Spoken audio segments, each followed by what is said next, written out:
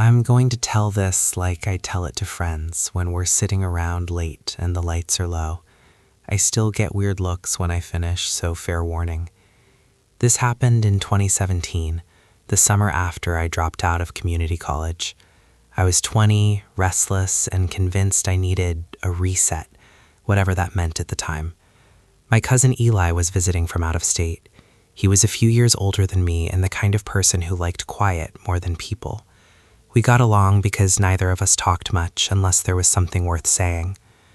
One afternoon, I suggested we go camping for a night. Nothing intense, just get out of town, breathe different air, and come back the next day. Eli hesitated, but eventually shrugged and said sure. We picked a forest preserve outside a place called Alder Creek, about an hour and a half from where I lived.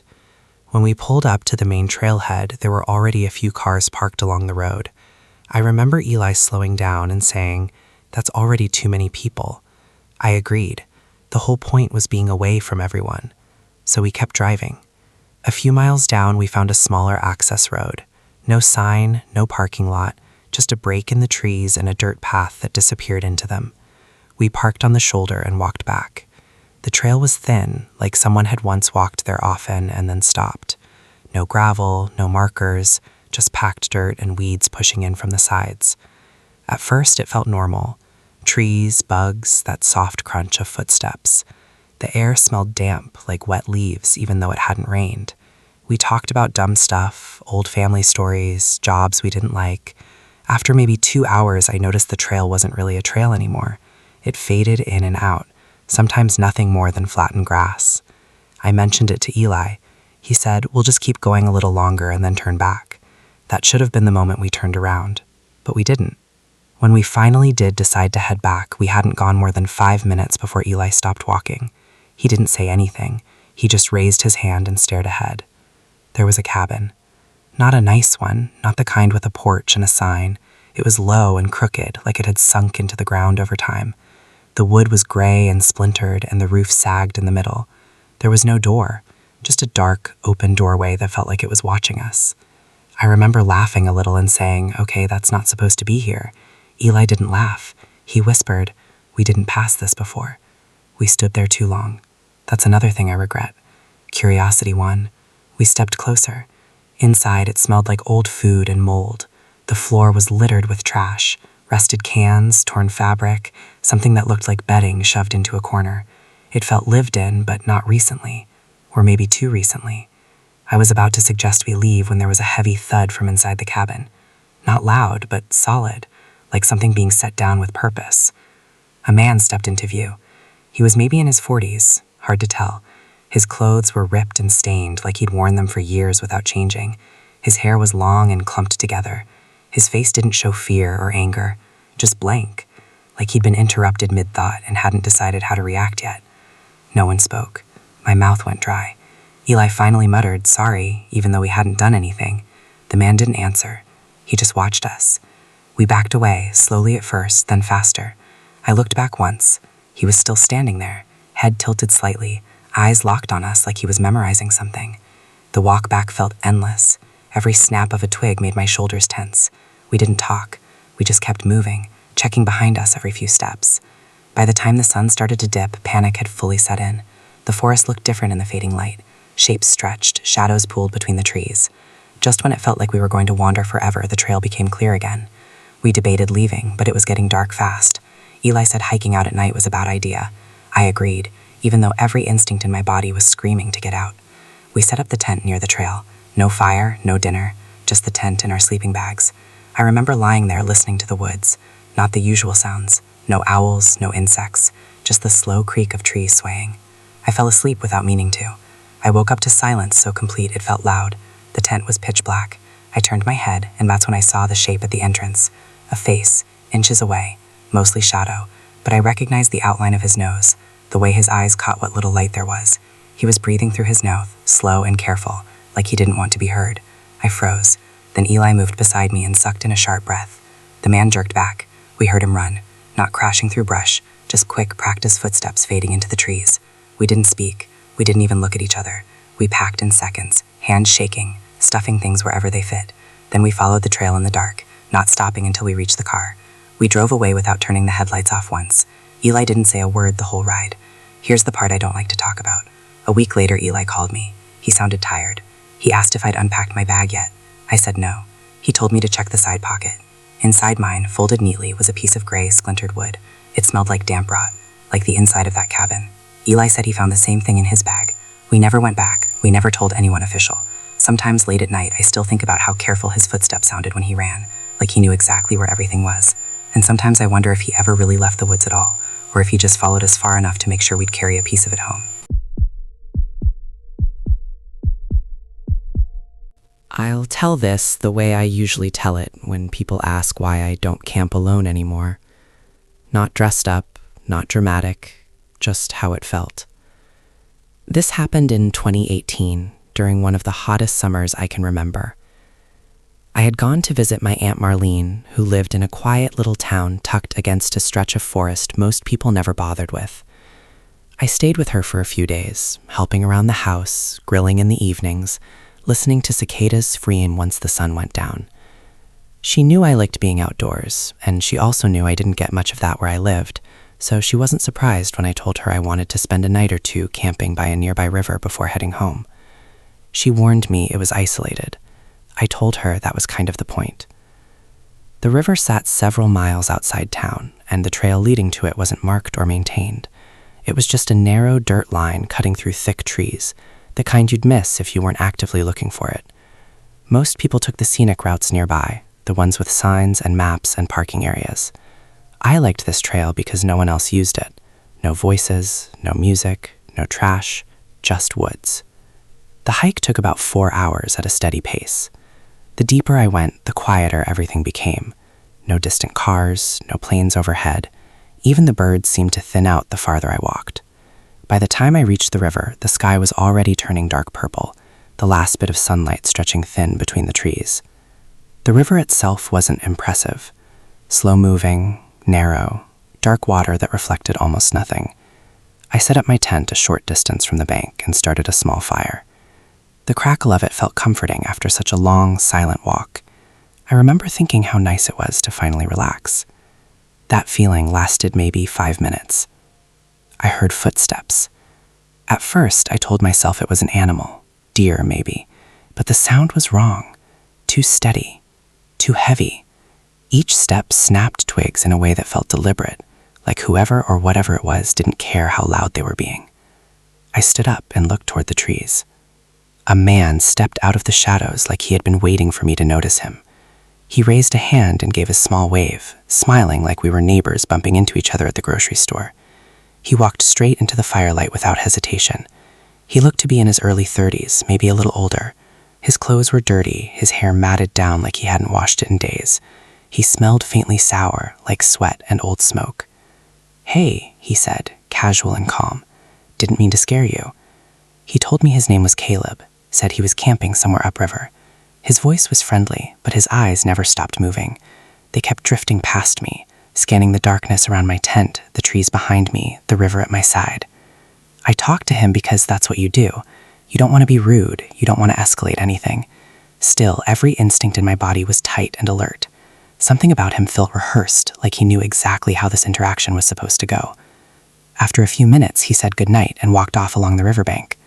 I watched his flashlight bob between the trees. Then suddenly, it shut off. Not faded, not dimmed, just gone. The woods swallowed him completely. I sat there staring at the dark long after the fire burned down. What bothered me wasn't just that he'd shown up. It was how fast he had appeared after I lit the fire. He had to have been close enough to see me arrive, close enough to watch me set up. That thought stayed with me as I crawled into my tent. I didn't sleep much. The next morning, I followed the river for hours, trying to enjoy the day, trying to convince myself I was overreacting. But everywhere I went, I noticed something strange. There were no signs of other campers, no old fire rings, no footprints, no flattened grass, nothing that suggested anyone else had been there recently, especially not upriver. I headed back to camp just before sunset, already feeling uneasy. That's when I saw him again.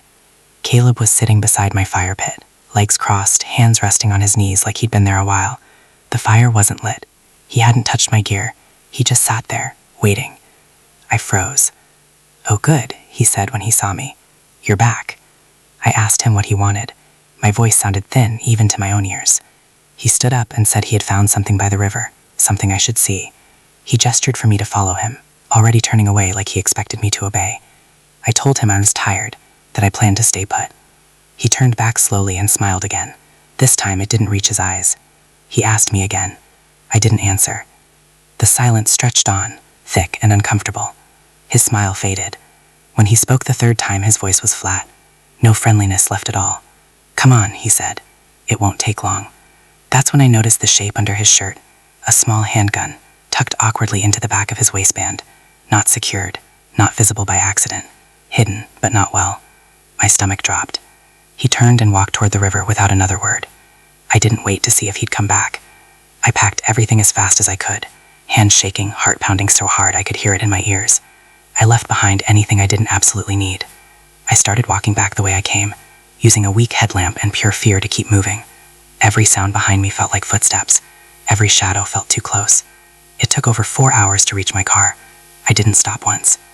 Now, when I think back on it, what scares me most isn't the gun or the way he tried to lure me away. It's how comfortable he seemed. Like he'd done this before.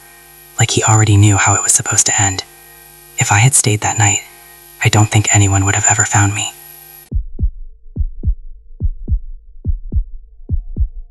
I'll call him Mark. Mark wasn't my friend or my roommate. He was my older cousin. The kind of cousin who always seemed calm, like nothing really rattled him. He worked construction, spent most weekends outdoors, and acted like getting lost in the woods was just part of the fun. I was 22 at the time. He was almost 30. This happened in 2017. Every summer, Mark liked to disappear for a few days and camp somewhere quiet. Not campgrounds with bathrooms and picnic tables. He liked places where you had to walk for a while before you even felt alone. That year, he invited me along. I said yes, mostly because I didn't want to seem scared. I had barely any camping experience, but I trusted him.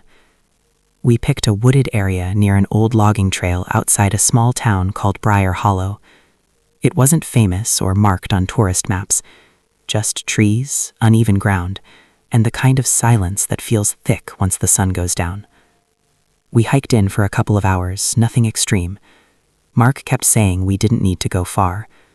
"The point is to stop moving," he said, "not to prove anything." We set up camp near a shallow creek. The water moved slow and quiet, like it didn't want attention. By the time everything was set up, the forest already felt closed in. Trees packed tight, branches crossing overhead. Even during the day, it felt dim. The first 2 days were fine, honestly nice. We cooked simple food, sat by the fire, talked about dumb family stuff. At night, the woods made noise like they always do. Crickets, wind, something small moving through leaves. I slept lighter than usual, but nothing felt wrong yet. The third day, when things shifted.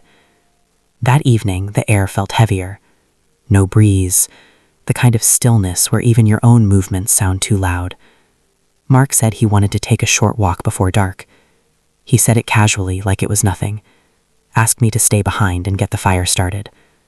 I remember watching him disappear between the trees. He didn't take a flashlight. Said he'd be quick. At first, I wasn't worried. 10 minutes passed. Then 20. I kept telling myself he probably found something interesting or lost track of time. But the woods started to feel different once the sun dipped lower. Shadows stretched in strange ways. Sounds felt closer. By the time it was fully dark, Mark still wasn't back. I turned on our lantern. The light barely pushed the darkness away. Everything outside that small circle felt like it was leaning inward. I started the fire mostly to keep my hands busy. The crackling helped. It made the quiet less sharp. An hour passed.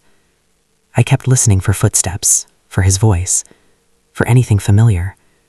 Instead, I started hearing other things. Branches snapping too slowly. Leaves shifting in patterns that didn't sound like animals. Once, I thought I heard breathing.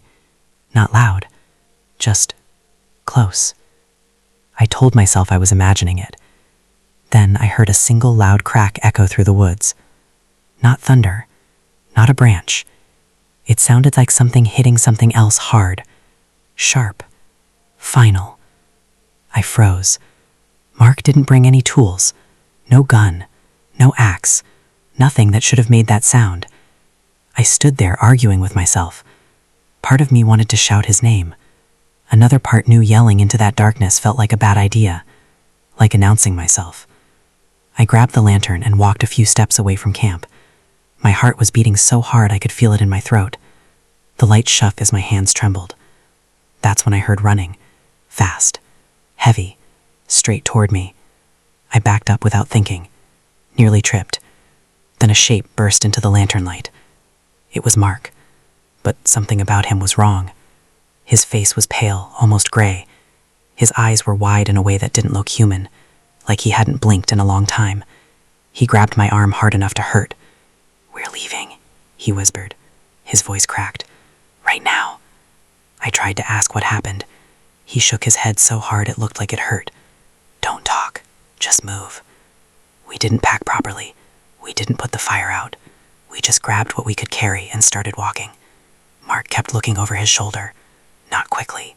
Slowly. Like he expected something to be standing there.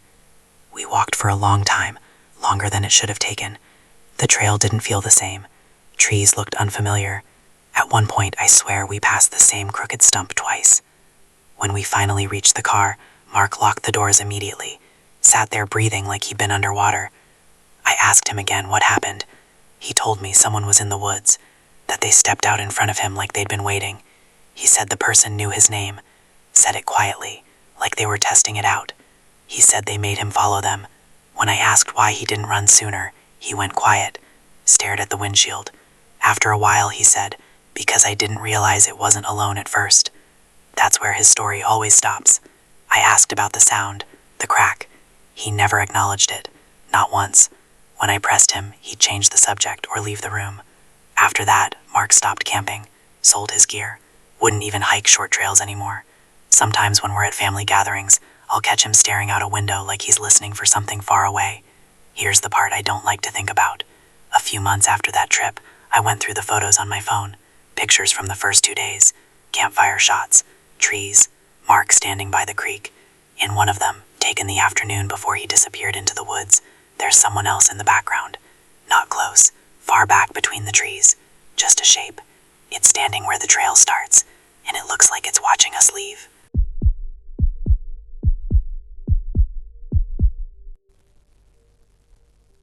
Back in 2016, I was living on the edge of a small town called Ridgewater, the kind of place where the woods start right where the pavement ends. Behind my house was a stretch of forest nobody really used. No trails, no campsites, just trees packed tight and dirt roads that didn't show up on any map. I had this old RV named Marla. I know that sounds strange, but I named everything back then. Marla was awful. Rust on the sides, a door that only locked if you lifted it just right, and an engine that complained every time it started. But she ran well enough for short trips, and that was all I needed. I never took her far. I'd drive maybe a mile or two into the woods, park in a clearing, and stay a few nights. I didn't do it to get away from people exactly.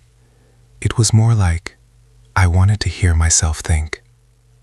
Sometimes my cousin Evan came with me, sometimes a coworker, sometimes nobody at all.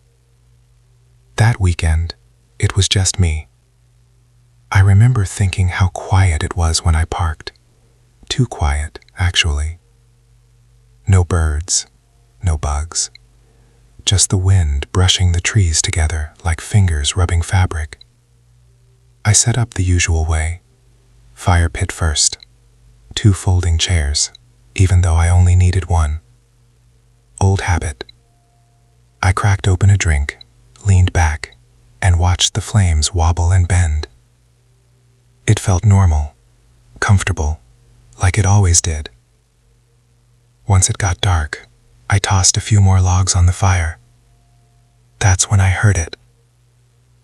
At first, I thought it was a deer. Heavy steps, slow and uneven. But then it kept stopping, starting again, crunching leaves in a way that didn't match any animal I knew. It sounded careful, like whoever or whatever was moving didn't want to step on anything loud. I turned my head toward the sound. Just trees, tall, thin trunks packed close together. Shadows stacked on shadows. The footsteps kept circling. Not rushing, not coming closer, just pacing. After about 20 minutes, my stomach started doing that tight, sinking thing.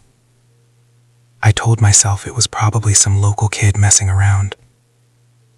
But who wanders that deep into the woods without a flashlight?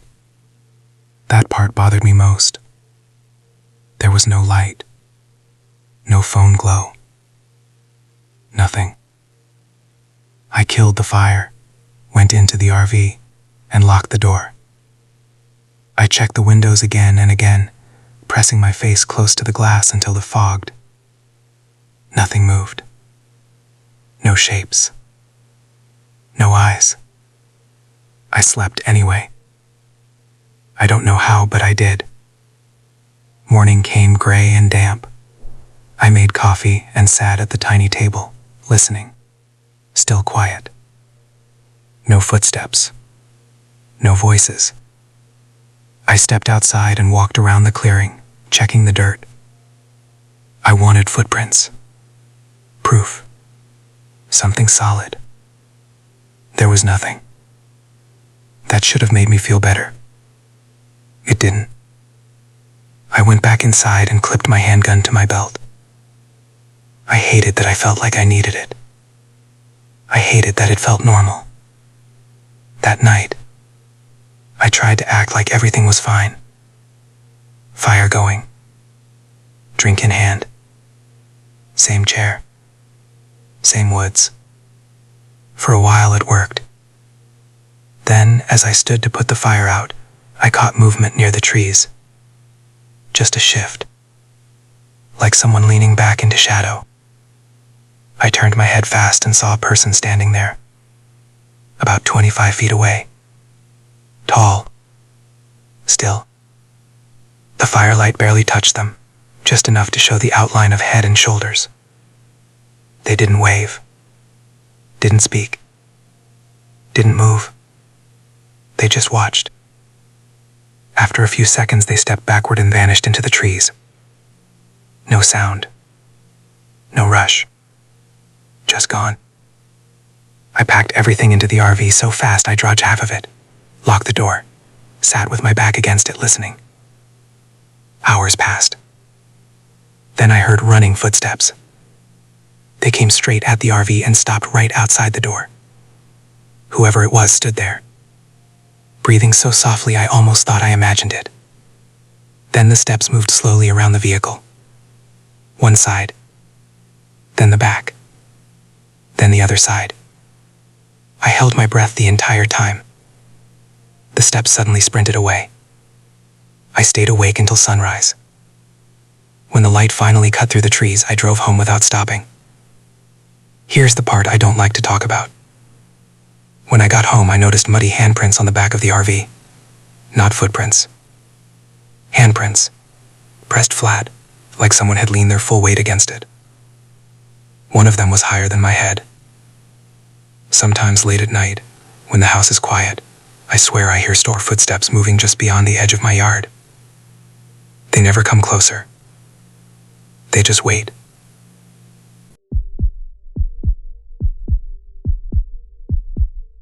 My name's Evan, and this happened in 2018, back when I thought I had a decent sense of direction and way too much confidence to match it. I was hiking with my older sister Marla in a stretch of forest locals call Crowline Ridge, way up north, past the kind of towns that don't bother with streetlights anymore. We weren't super close growing up, but hiking was one of the few things we actually liked doing together. No phones, no talking much, just walking. The plan was simple. 3 days out, 2 nights camping, then loop back to the truck. We'd studied the maps, downloaded backups, marked landmarks. Marla was the cautious one. I was the one who said things like, "We'll be fine," without really knowing if that was true. The first day felt normal. Birds, bugs, the sound of our boots on dirt. The trail was wide enough that you didn't have to think about where you stepped. But sometime after lunch, the path started thinning out. The dirt turned to packed leaves. Trail markers stopped showing up where they were supposed to. Marla noticed first. She stopped walking and just stood there, staring ahead. "Does this look right to you?" she asked. I told her it did. That was a lie, but I didn't want to admit it yet. We checked the map, then the compass, then the map again. According to everything we had, there weren't supposed to be any side trails out there, but the ground told a different story. The way forward looked walked on, just enough to be convincing, like someone had made sure it did. By late afternoon, a light started going flat and gray, the way it does before rain, even if it never rains. Marla wanted to turn back. I argued we should keep going just a little farther. That's on me. If you're wondering who made the bad call, it was me. When it got dark faster than we expected, we stopped arguing and set up camp where we were. Not a real campsite, just a patch of ground that felt wrong, but didn't feel dangerous yet. We barely talked while setting up. The woods were quiet in a way that made normal sounds feel too loud. The zip of a tent, a cough, the snap of a branch somewhere we couldn't see. We went to sleep early, backs turned to each other, like kids mad at each other after a long car ride. I woke up in the middle of the night because Marla grabbed my arm. "Do you see that?" she whispered. At first I thought she meant the stars through the trees. Then I followed her finger. There was a light. Not close, not far, just far enough that you couldn't tell how big it was. It flickered low to the ground, orange and alive, like a campfire that wasn't trying to hide. Nobody had passed us all day. We would have heard them. We would have seen them. I checked my watch. 2:11 a.m. Who starts a fire that late? Marla said we should stay quiet, pretend we weren't there. But the idea that someone was awake while we were lying there pretending to sleep made my skin crawl. I told her we should let them know we were there too, that if it was nothing, it would stay nothing. I built a fire, small, but steady, enough to be seen. We watched the other light. Less than a minute later, it went out. Not slowly, not burned down, just gone, like someone reached out and pinched it between their fingers. Marla didn't say anything. She just slid closer to me, her nails digging into my sleeve. Neither of us slept after that. Morning didn't feel like relief. It felt like exposure, like whatever had stayed hidden at night could see us clearly now. We packed fast, too fast. That's when Marla noticed footprints. Not animal, not ours. They were everywhere, overlapping, different sizes. Some deep and sharp, some light like whoever made them didn't weigh much at all. They circled the place where the other fire had been, not randomly, intentionally. And then we saw the building. It wasn't on the map. It wasn't new either. A low wooden structure tucked between trees, half sunk into the ground like it had settled there on purpose. The door was open just enough to feel like an invitation someone didn't expect to be refused. Marla didn't want to go near it. I did anyway. Inside, it smelled like damp fabric and old smoke. Camping gear was stacked everywhere. Packs, boots, sleeping bags, all different brands, all different levels of wear. Some of it still had dirt on it. Some of it looked clean, like it had been used once and set aside. None of it was packed to leave. That's when I noticed the wall. Names were scratched into the wood. Some deep, some faint. Dozens of them. Some crossed out, some circled. A few had dates next to them.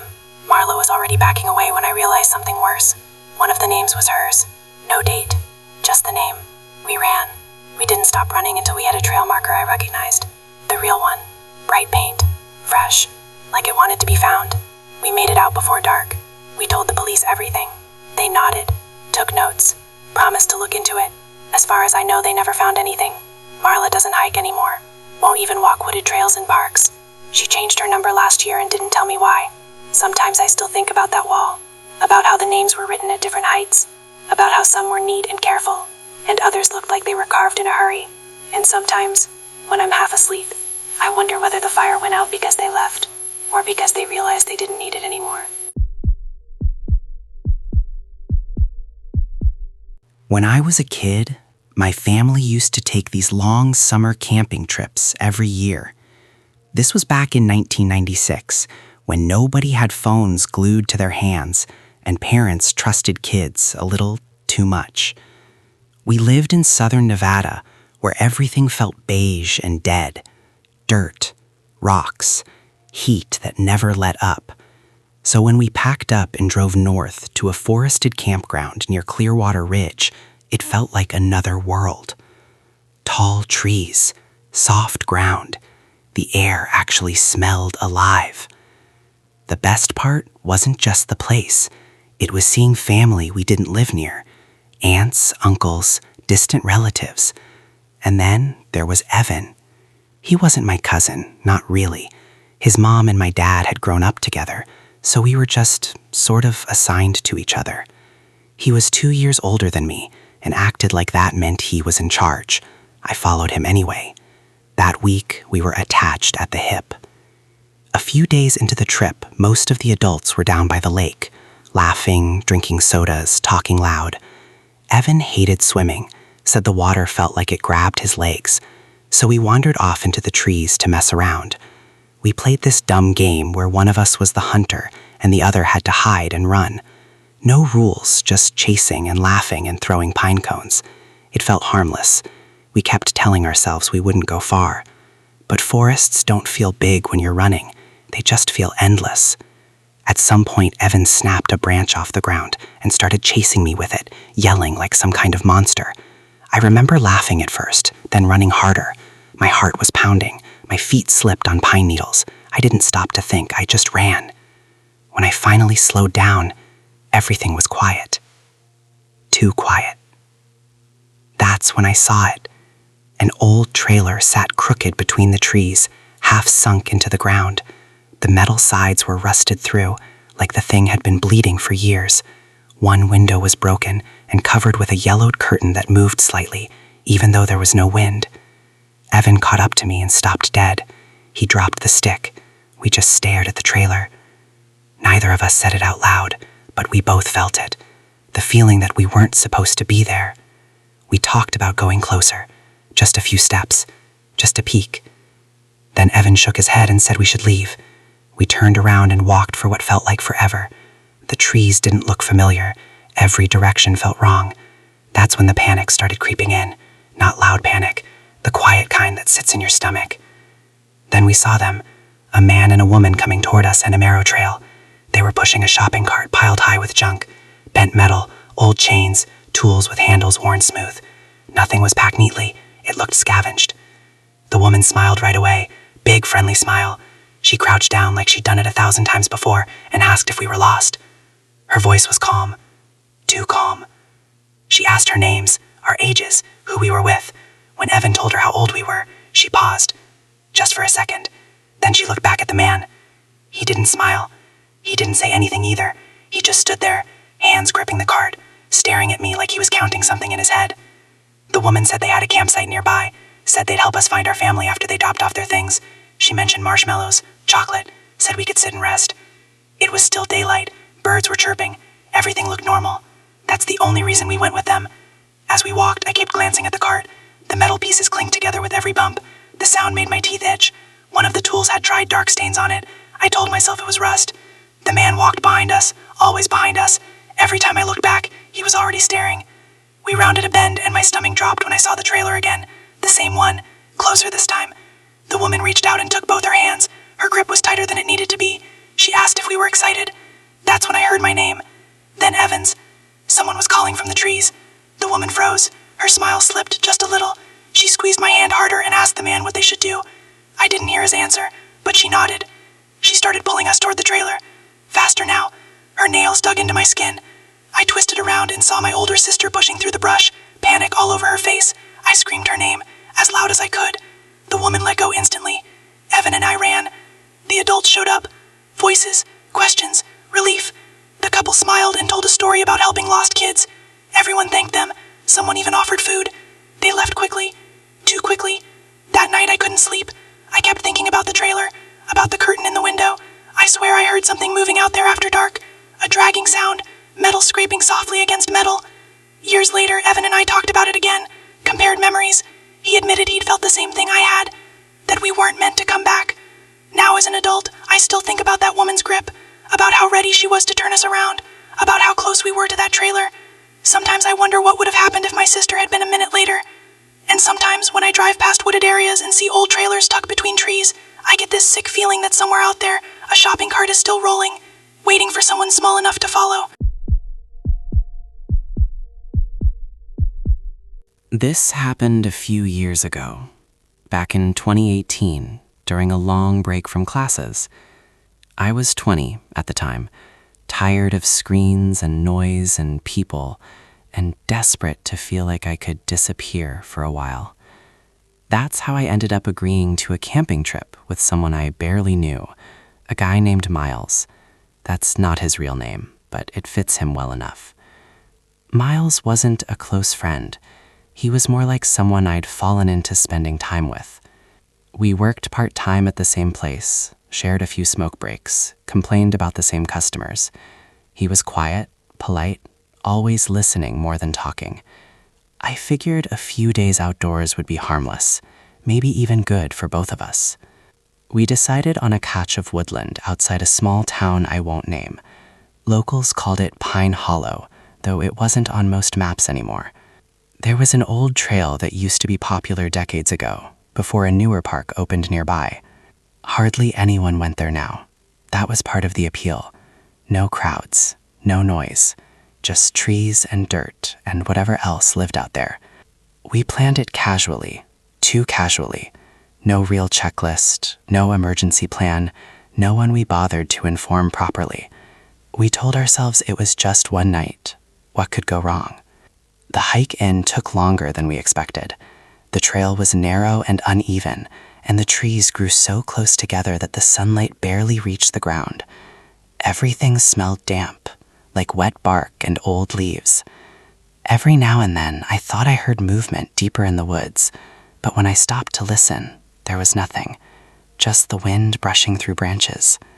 Miles didn't say much on the hike.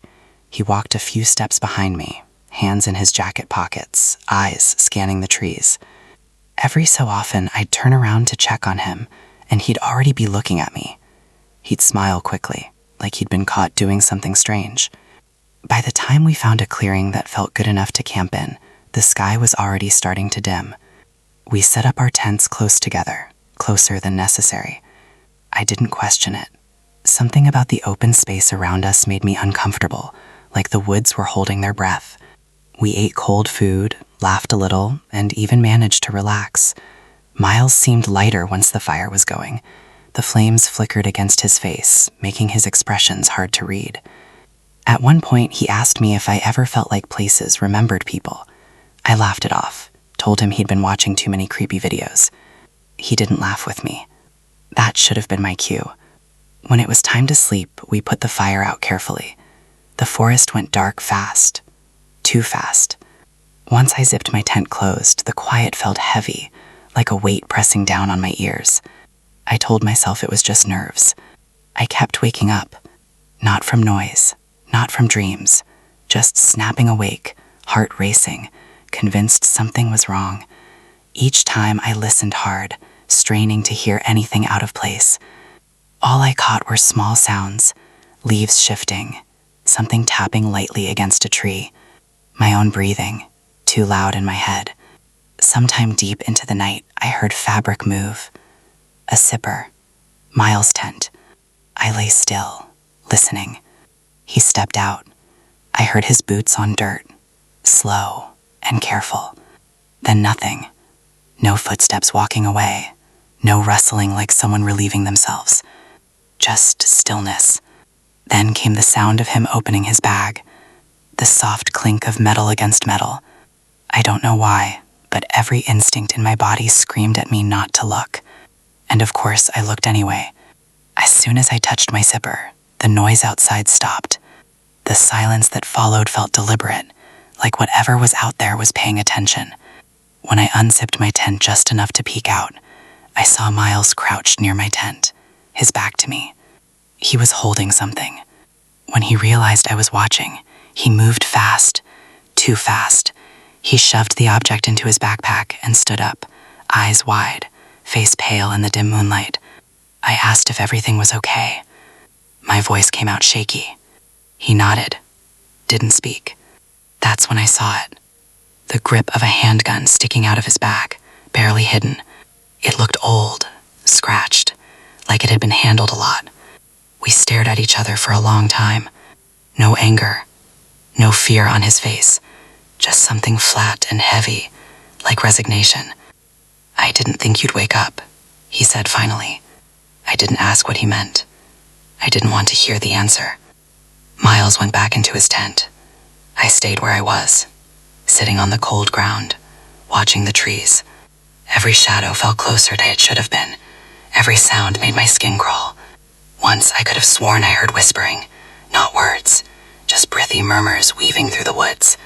The sun eventually came up, thin and weak. I packed in silence and left without saying goodbye. Miles didn't try to stop me. He didn't even look out of his tent. We never spoke again. Sometimes late at night I still think about that trip, about how empty Pine Hollow felt, about the question Miles asked by the fire, about how he said he didn't think I would wake up.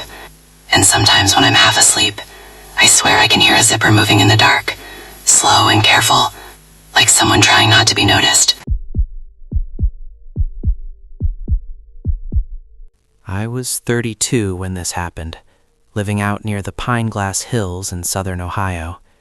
It's the kind of place where trees crowd the roads, cell service fades in and out, and nights get so dark they feel heavy.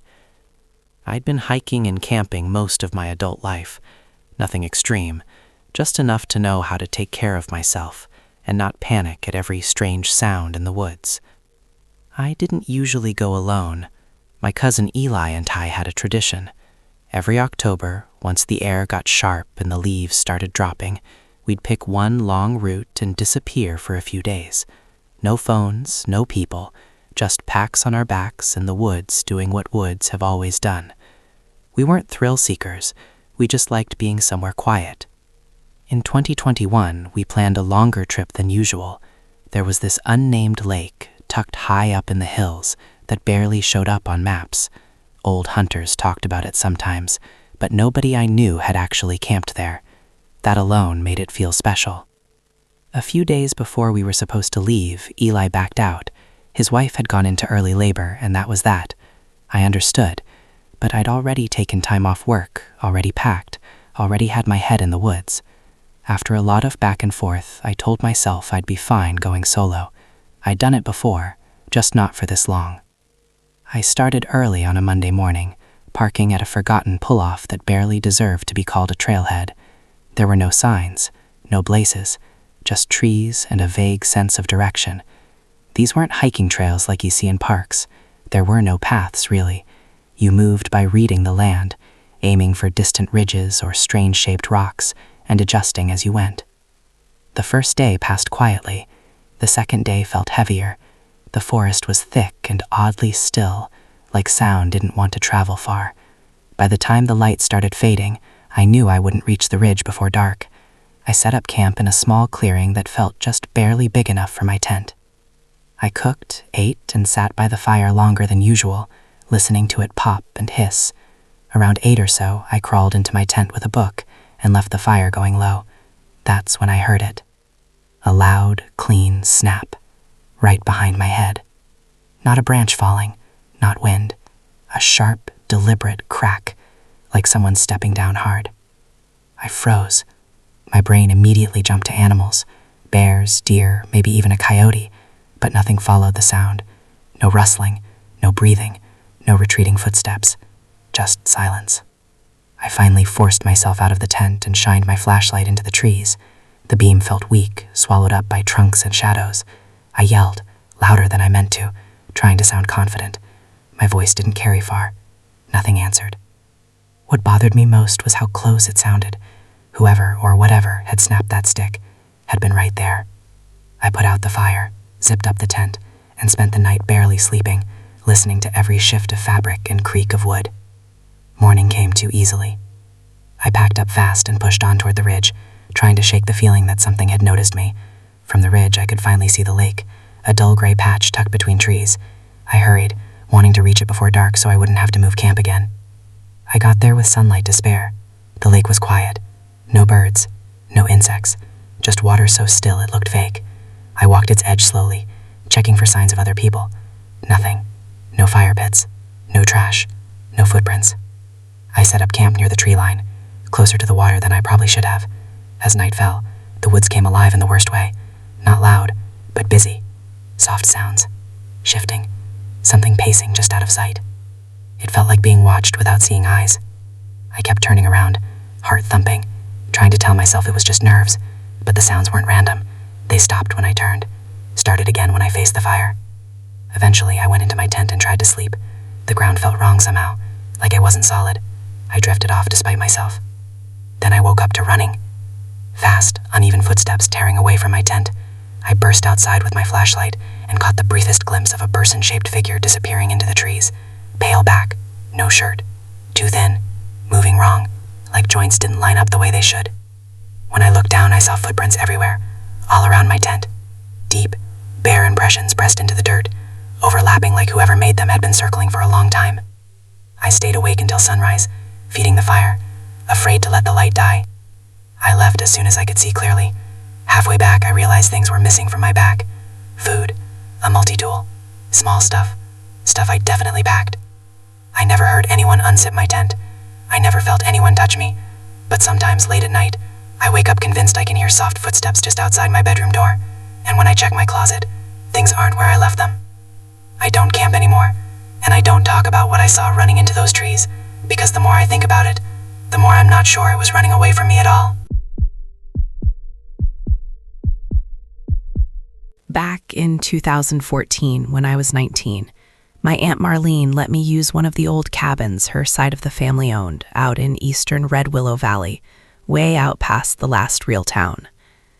The cabins had been in the family forever. They weren't fancy, just old wood, tin roofs, creaky doors, and that smell of dust and pine that never really goes away. We usually went up there together for reunions or long weekends, loud and crowded and safe. This time was different. Marlene thought it would be good for me to get away for a bit. I just finished my first year of college and everything felt loud and crowded all the time. So I told her I wanted to try camping nearby, just for a couple of nights. She liked the idea, especially since the cabins were close. "You'll be on your own," she said, but not really alone. That part mattered to her. I didn't tell her I'd never actually camped alone before. I drove out there in the late afternoon, my car rattling the whole way down the gravel road. After parking near the locked gate, I grabbed my pack and walked the rest of the way. It took about half an hour to reach the cabin I planned to camp near. The woods were quiet in that way that makes your ears ring a little, like everything is holding its breath. When the cabin came into view, I stopped walking. One of the front windows was gone. Not cracked. Not broken. Just missing. The frame was empty, like someone had carefully lifted the glass out and taken it with them. There weren't any shards on the ground. No signs of a struggle. It made my stomach tighten in a slow, uneasy way. I wasn't planning to go inside, but my aunt had given me the key, just in case. This felt like a just-in-case situation. I walked up to the door and tried the handle before unlocking it. The door swung open. That should have been my sign to leave, but curiosity is a powerful thing. Inside, the cabin looked wrong. Muddy boot prints tracked across the floor, some overlapping, some half-wiped like someone tried and failed to clean them. A small table had been shoved against the wall. A couple of storage bins were empty. Things my aunt would have noticed if she'd been there. I stood there listening, half expecting someone to cough or shift their weight in the next room. Nothing. I locked the door as best I could and told myself it was probably just some bored locals breaking in months ago. People did that sometimes. Still, I didn't like the way the air felt inside. Heavy and sour, like the place knew it had been touched by strangers. I hiked downhill for a while and found a flat spot near a cluster of trees. Just as I started setting up my tent, rain rolled in. Not a gentle drizzle. Hard rain. The kind that soaks you through in minutes and makes everything smell like wet dirt. It took me way longer than it should have to get my tent up, mostly because my hands wouldn't stop shaking. By the time I finished, I was cold, soaked, and exhausted. I sat on a fallen log under a tree and opened one of those sealed meal packs. That's when I heard a voice. At first, I thought it was the rain playing tricks on me. Then I realized it was words. Actual words. Someone talking. I turned slowly and saw a man walking uphill behind me. He was soaked head to toe, hair plastered to his face, clothes clinging to him like they weighed 100 pounds. He didn't look at me. Didn't even seem to notice I was there. He was muttering to himself, stringing words together that didn't quite form sentences. It sounded like he was arguing with someone who wasn't there. He passed by without stopping and disappeared up the trail toward the cabin. I stayed frozen on that log for a long time after he vanished, listening to the rain and my own breathing. Later, curiosity got the better of me again. I walked back uphill to check the cabin from a distance. It still looked dark and empty. No lights. No movement. I went back down, telling myself I was being paranoid. When night came, the woods changed. The rain softened but didn't stop. I built a small fire and warmed up some food, keeping my eyes on the trees. The firelight didn't reach far. Everything beyond it was thick black shadow. That's when I heard footsteps. Slow, heavy, coming downhill. I stared into the darkness until a shape stepped into the edge of the light. It was the same man, or at least it looked like him. His face was hard to see, but I recognized the way he stood, the way his shoulders slumped forward like he was tired of holding himself up. I shouted at him, my voice cracking. "Hey, what do you want?" He stopped about 10 feet away.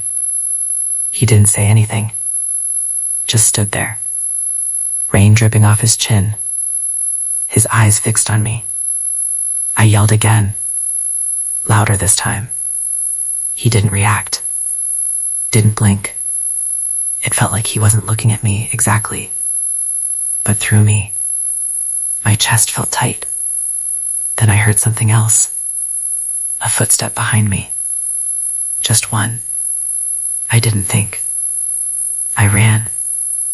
I crashed through wet brush and slid down the hillside, branches cutting at my arms. I didn't hear anyone chasing me, but I didn't slow down to check. When I finally reached the road, my legs barely held me upright. I stumbled back to my car and drove until I got cell service, then called for help with shaking hands. A few days later, my aunt told me investigators went out to look around. My campsite was mostly gone, like someone had taken the time to clear it out. The cabin, though, told a different story. They found 3 different sets of footprints inside. Different sizes. Different tread patterns. They said it was probably just a robbery, that the men likely left before I even arrived. But here's the part I don't like talking about. When they described the footprints, one set didn't match normal shoes.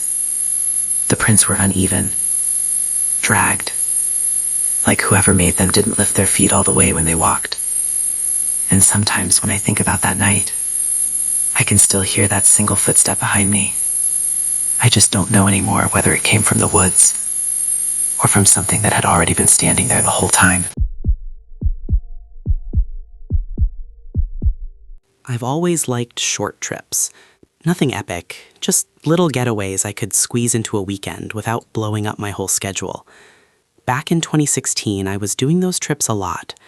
My sister, Mara, used to tease me about it, said I was allergic to staying in one place too long. She wasn't wrong. That spring, I picked a spot called Pine Glass Basin. It wasn't on any popular maps, and there were no marked trails going straight to the lake tucked up there. That was the appeal. No crowds, no chatter, just quiet. I told Mara where I was going, mostly so she'd stop worrying, and promised I'd text when I got back to my car. The plan was simple: hike in on Friday, camp for a couple of nights, hike out Sunday morning. Nothing dramatic. I started the hike early, a little after 8. The air still smelled wet and cold, like the ground hadn't decided it was spring yet. Birds were making noise, but not the cheerful kind, more like quick, sharp sounds that stopped whenever I did. The hike itself wasn't hard, just long. After a few hours, your brain starts drifting. Your feet move on their own. That's probably why I almost missed it. Something moved ahead of me, fast. Not a leaf, not an animal darting low to the ground. This was taller. I stopped without thinking and listened. The forest went quiet in that weird way that feels staged, like everything is holding its breath. I waited, expecting another sound, but nothing came. I told myself it was just my eyes playing tricks on me and kept walking, only now I was watching the trees instead of the ground. When I finally reached a lake, it looked unreal. The water was perfectly still, like glass poured into a bowl of rock. I felt stupid for being nervous. This place was beautiful, peaceful. I set up camp a little back from the shore, tucked into the trees. That's when I saw them. Across the lake, near the far tree line, someone was walking slowly, almost aimlessly. No backpack, no gear, just a dark shape moving between the trees.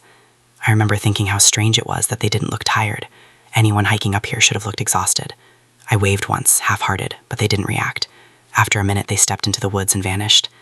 I didn't see them again for hours, but I couldn't shake the feeling that the lake didn't belong to me anymore. As night settled in, I kept my fire small. I cooked, ate, tried to read, but my eyes kept lifting from the page. Every sound felt closer than it should have been. Twigs snapping, soft movement that stopped when I listened for it. I told myself I was just tired. That's what I would have told anyone else. Before turning in, I stood up to put the fire out. Someone was standing nearby. Not close enough to touch me, but close enough that I could tell they were facing me. I couldn't see their face, just the shape of a head and shoulders, perfectly still. We stood there like that, neither of us moving. I don't know how long it lasted.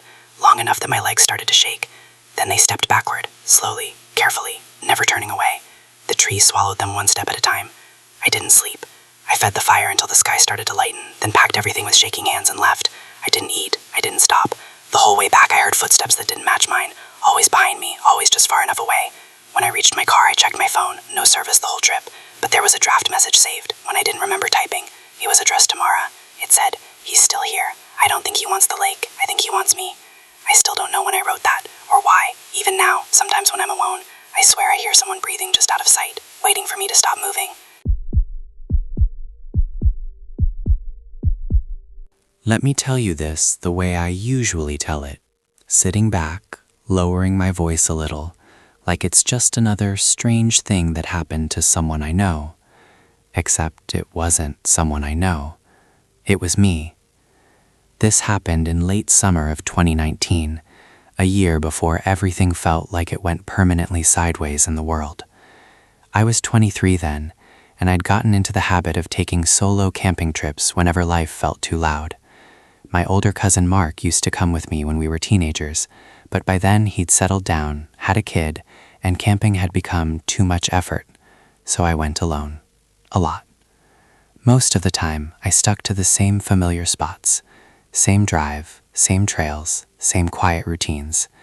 But that year I decided to try somewhere new, partly because I was bored, and partly because I wanted to prove to myself that I could handle it.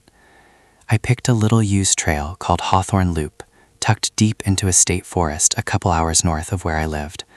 No camp store, no rangers on site, just a thin trail, a map downloaded to my phone, and whatever I could carry on my back. The drive out felt normal enough. Trees on both sides of the road, radio fading in and out.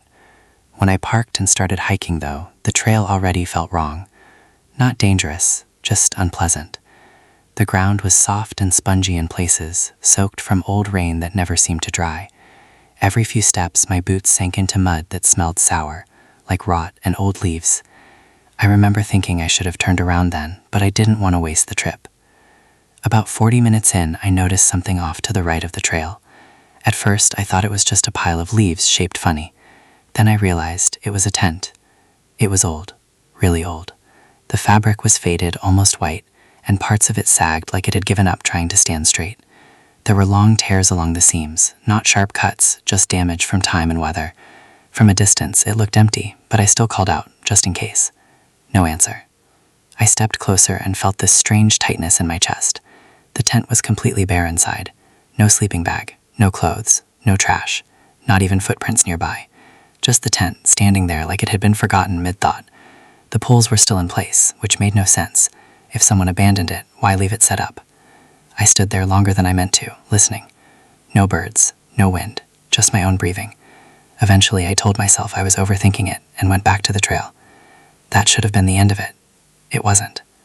As I kept walking, I started noticing things. A crushed water bottle half buried in the mud, a hiking boot lying on its side, laces still tied, a torn backpack strap hooked around a low branch, swaying slightly even though there was no breeze. The farther I went, the more there were. Everything was camping gear, and none of it looked especially old. It didn't feel like someone had dropped things by accident. It felt spread out, like someone had walked the trail and let their belongings fall wherever they felt like stopping. By the time I reached the clearing where I planned to camp, it was already getting dark. I picked a spot well away from the trail, tucked behind a cluster of thick trees. I kept telling myself that people leave junk in the woods all the time, but I still triple-checked the area before setting up my tent. That night was quiet in a way that didn't feel peaceful. No insects, no distant animal sounds. Just long stretches of nothing, broken now and then by a soft crunch that could have been a branch settling or could have been footsteps. I stayed awake longer than usual, staring at the ceiling of my tent until exhaustion finally dragged me under. I woke up early, before sunrise, that gray hour when the world hasn't decided what it's going to be yet. When I unzipped my tent and stepped outside, my stomach dropped so fast it made me dizzy. Someone was standing right behind me. He was close enough that I could smell him. A sharp, sour smell, like sweat soaked into clothes that had never been washed. He was tall but narrow, like he had been stretched thin. His jacket hung off him in places, stiff with dirt. His face was so filthy it was hard to tell how old he was, but his eyes were clear. Too clear. They didn't blink. They didn't move. We stared at each other for what felt like a full minute. Then he said, very quietly, "You need to go." His voice wasn't angry. It wasn't threatening. It sounded like someone stating a fact. I nodded without meaning to. My hands were shaking as I reached for my backpack. The moment I touched it, he lunged forward. Not fast exactly, just sudden. I fell backward into the dirt, my heart slamming so hard it hurt. "I'm going," I said. "I'm going, okay." He stood over me, blocking the light. For a second, I thought he might help me up. Instead, he just looked down at me with that same empty focus. "Leave," he said again. I scrambled to my feet and ran. I didn't grab my gear. I didn't even zip the tent. I just ran until my lungs burned and my legs felt weak. Once I glanced back and saw him kneeling by my campsite, pulling things out of my backpack and dropping them into the dirt one by one, like he was testing their weight. I didn't stop until I reached my car. I drove until I had signal and called the police. Later, they told me there'd been another report months earlier, similar description, same trail. No suspect ever found. The person who reported it didn't want publicity. A week later, officers searched the area. They didn't find the man. They did find my things, scattered around my campsite and farther into the woods. None of it was taken, none of it was damaged, just moved. The case went nowhere after that. Sometimes when I think about it too long, what bothers me isn't the man or the way he looked at me. It's the tent I found first. How it was still standing, how empty it was. And how even now, I can't stop wondering whether someone else once stood where I stood that morning, unzipping their tent, thinking they were alone.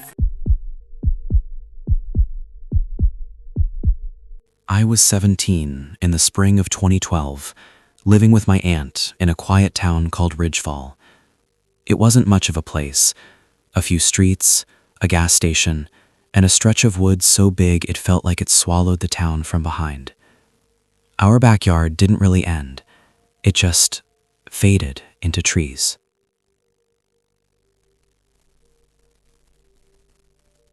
When I was younger, my cousin Evan and I used to mess around back there. We weren't close like siblings, more like forced friends who tolerated each other. We'd wander into the woods, build dumb forts, scare ourselves on purpose. There was always that tight feeling in your chest when you went too far in, like the forest noticed you.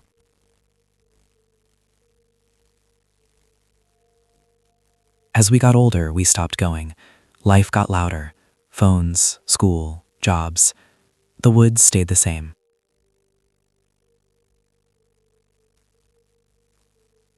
One night, Evan came over late. We weren't even hanging out, just sitting in silence, scrolling on our phones. Out of nowhere, he said, "You ever think about going back there? Like, really back there, at night?"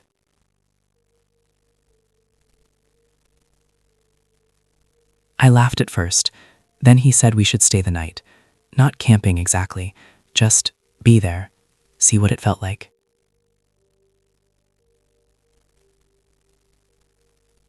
Neither of us said why we agreed. We just did.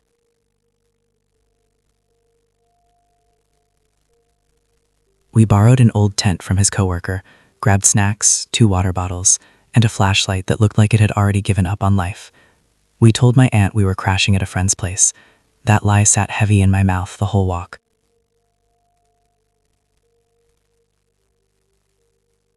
The woods at night felt wrong immediately. The flashlight barely cut through the dark. It showed tree trunks, bits of leaves, nothing else.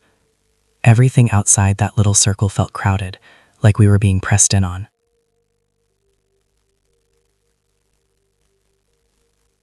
At first we talked about nothing, anything to fill the space.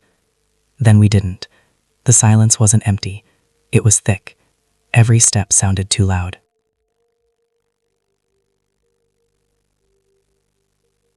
After about half an hour, we found a clearing, grass, surrounded by trees.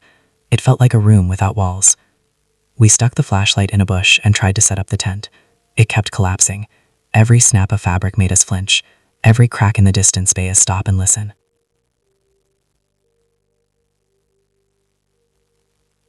I remember thinking very clearly, we shouldn't be here.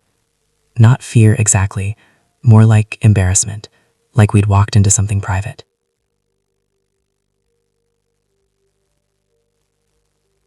When the tent finally stood, we crawled inside and sat there, knees almost touching. The woods made noise and waves. Nothing, then everything. Bugs, birds, something dragging itself across leaves. Then footsteps. Not fast, not sneaky, just steady, heavy in way animals aren't.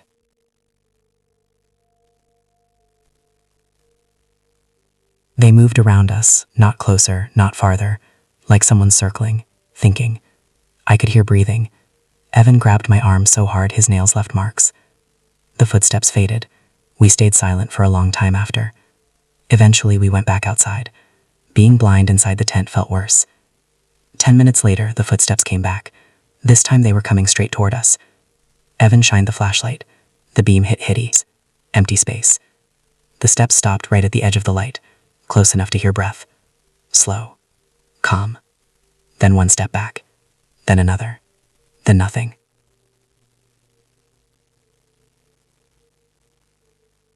We didn't talk. We didn't pack neatly. We ran. Took the wrong way out and ended up on a road we didn't recognize. When we finally got home, the sun was starting to rise. Evan went quiet after that night. We stopped talking completely within a year.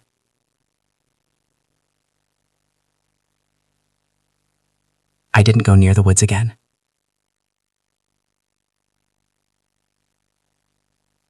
Five years later, I had my own place and a job that kept me tired enough not to think too much.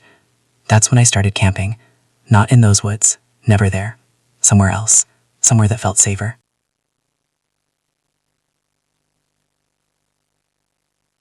In North Elrow, there was a lake surrounded by forest, with dirt paths wide enough for trucks. I borrowed a camper from a guy I worked with, went out there midweek when no one else bothered. On the first morning, I took a walk along the water. That's when I saw the trailer. It was old, rusted, wedged between trees like it had grown there.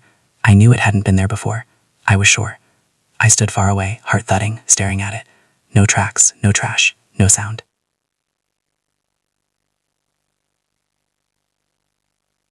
I knocked. No answer.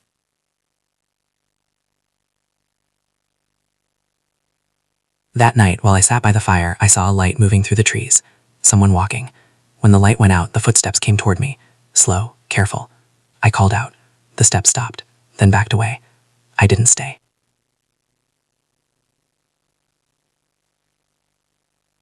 The next day, I came back with the police. The trailer was gone.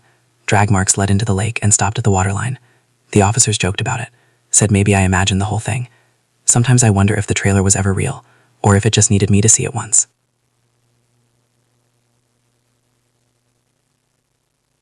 The last time I tried camping was last year, 2021. Different forest, different state. I went alone. Thought I was past all that.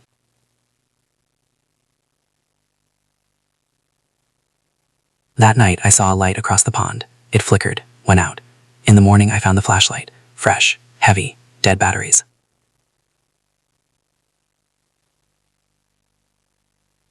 When I came back to my camp, 2 men were standing there, going through my stuff. One of them looked straight at me, held eye contact too long. Then he ran. I ran too.